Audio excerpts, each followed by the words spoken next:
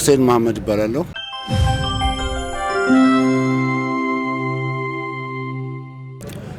እኔ እንደማስበው ከሆነ ሰው እንግዲህ ለቋንቋ እንዲነሳሳ የሚያበረታታ ይመስለኛል።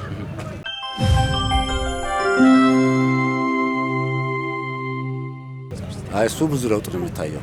ከዚህ በፊት ቋንቋቸውን ሁሉ መናገር ያፍሩ ነበረ። አሁን ግን ኮራ ኮራ ማለት ጀመረ። ሁሉም ግን አይደሉም፣ ገና ነው፣ ግን ጅምሮች ይታያሉ።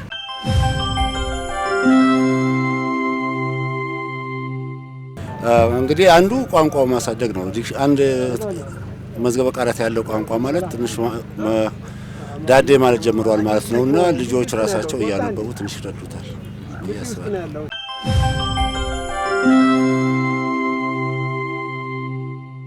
ከዚህ በፊት ስልጤዎች በቋንቋቸው አይናገሩም፣ ያፍራሉ። እኔ ወደ ኋላም ብዙ መውቀስ አልፈልግም፣ ግን ችግር ነበረ። አሁን ግን ያው እንዳየኸው ነቃ ነቃ ብለዋል፣ ሲምፖዚየም ላይ እንደታየው ማለት ነው።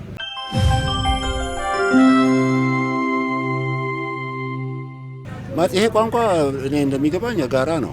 የስልጤዎች ብቻም አይመስለኝም፣ የኢትዮጵያውያን የደቡቦቹ ይመስለኛልና ተቋማት አሉ፣ ዩኒቨርሲቲዎች አሉ። ሁላችንም መረባረብ አለብን ይመስለኛል።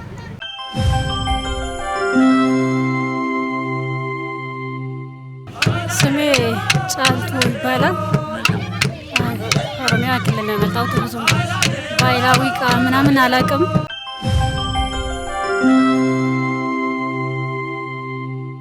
የኔ ድርሻ የስልጤ ባህል ቋንቋ አልባሳት ምናምን ለማስተዋወቅ የኔ ድርሻ በጣም ትልቅ ነው። እኔ በጣም ደስ የሚል ባህል ነው ያላቸው። እኔ በበኩሌ በጣም ደስ ብሎኛል።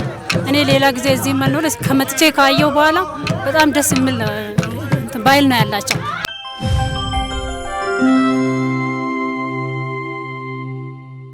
እኔ ይሄው ለብሼ እያስተዋወቅኩኝ ነው። በጣም ደስ ይላል። እኔ ያው ከተማ ውስጥም ወደ ኦሮሚያም ስሄድ የስልጤ ባህል ልብስ እንዲህ ነው፣ በቃ እንደዚህ ያምራል፣ እንዲህ ነው የሚመቸው፣ ደስ ይላል ብዬ ለማስታወቅ እዛም ከሄድኩኝ አስታውቃቸዋለሁ። እዚህም እያስተዋወቅኩኝ ነው ለብቻ።